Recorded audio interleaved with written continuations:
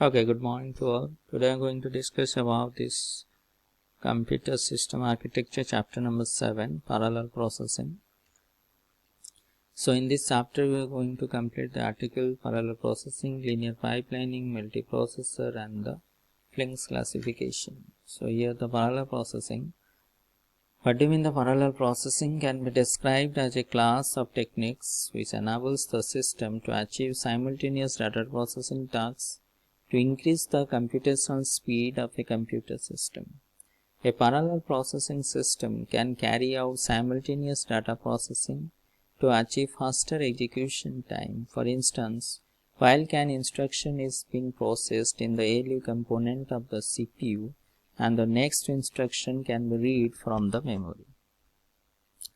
The primary purpose of parallel processing is to enhance the computer processing capability and increase its throughput. That means parallel processing is nothing. You can do multi number of jobs simultaneously, and this parallel processing is also helps to enhance the throughput or increase its throughput. That is the amount of processing that can be accomplished during a given interval of time. A parallel processing system can be achieved by having multiplicity of functional units that perform identical or different operations simultaneously. The data can be distributed among various multiple functional units. Next is the following diagram shows one possible way of separating the execution unit into 8 functional units operating in parallel. The operation performed in each functional unit is indicated in each block of its diagram. First, the adder and the integer multiplier performs the arithmetic operation with integer numbers. The floating point operations are separated into 3 circuits operating in parallel.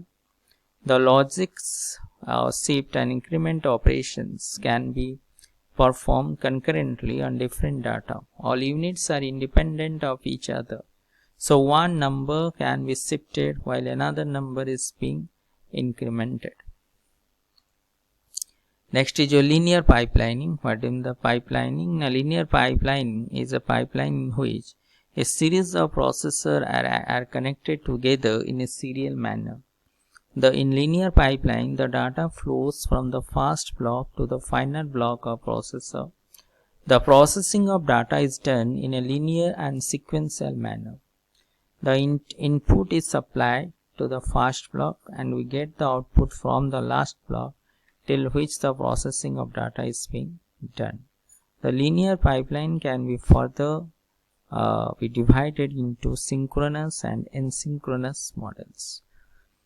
So moreover, linear pipeline is a pipeline in which a series of processors are connected together in a serial manner. That means in linear pipelining, the data flows from the first block to the final block of the processor. The processing of data is done in a linear and sequential manner.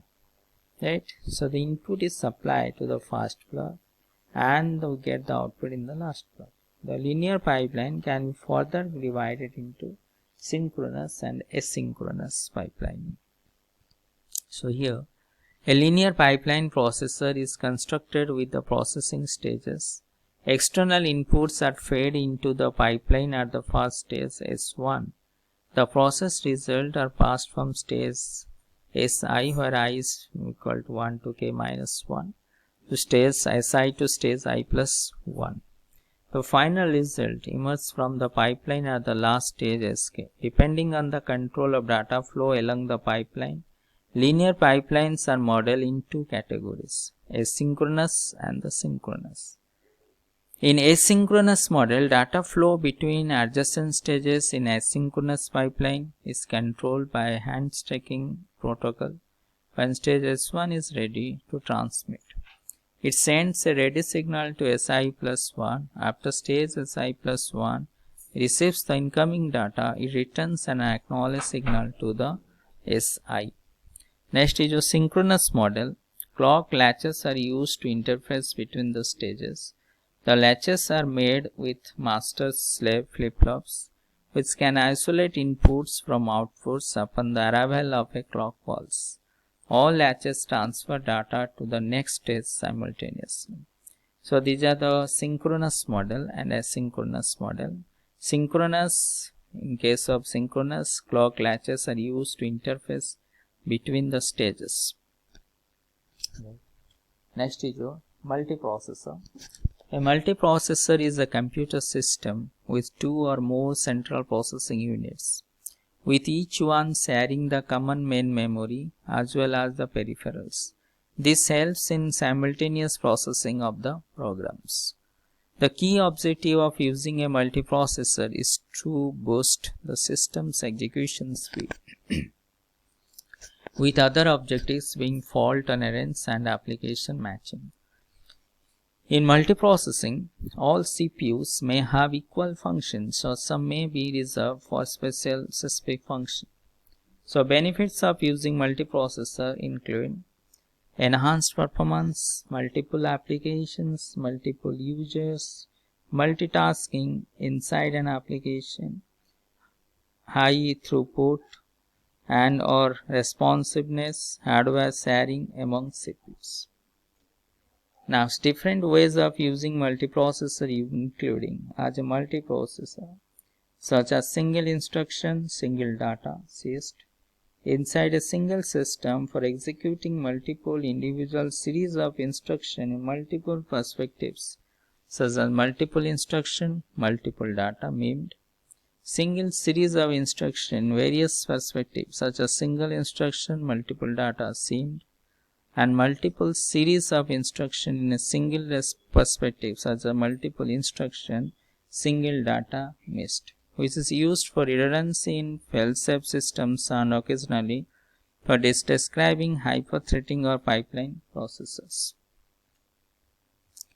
So, communication architecture of multiprocessor. First is your message passing, independent address space for every processor. Processor communication by means of message passing. Processor include private memories, concentrates attention and high speed and high priced on non-local operations. Next is a share memory. Processor communication is done by means of share address space. Processor communication is done by means of share memory read and write, convenient or small scale devices, lower latency, non-uniform access, NUMA or symmetric multiprocessing. Next is your Flink's classification.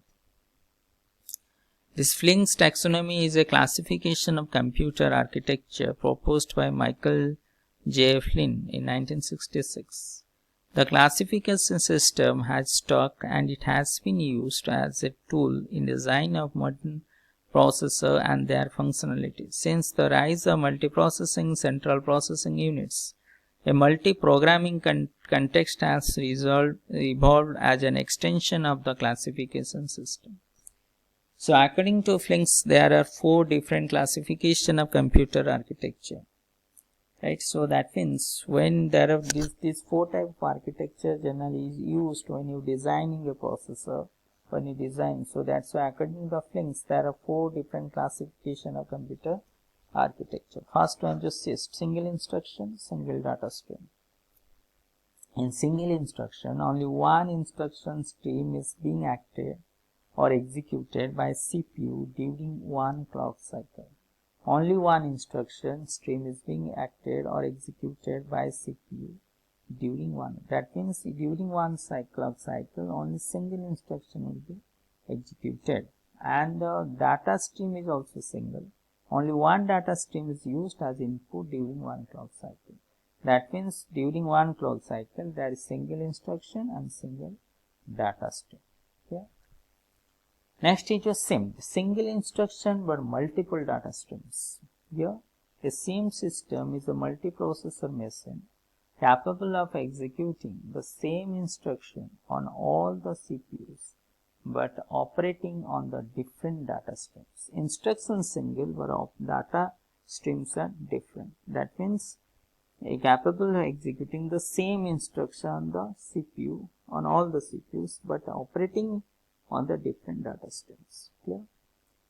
Similarly, MIST, multiple instruction, single data stream. And a MIST computing is a multiprocessor machine capable of executing different instructions on processing elements, but all of them operating on the same data set. Right? Multiple instruction, but single data stream. Multiple instruction, single data computing is a multiprocessor machine capable of executing different instructions on processing elements, but all of them operating on the same data. Here multiple instructions, single data. In the above SIEM technology, single instruction, multiple data. And the last one is multiple instruction and the multiple data stream. A MIME system is a multiple processor machine that is capable of executing multiple instructions over multiple data streams. Each processing element has a separate instruction stream and data stream, right? This is the MIME. Multiple instruction, multiple data stream. Okay. So this is all about chapter number 7. So thank you to all.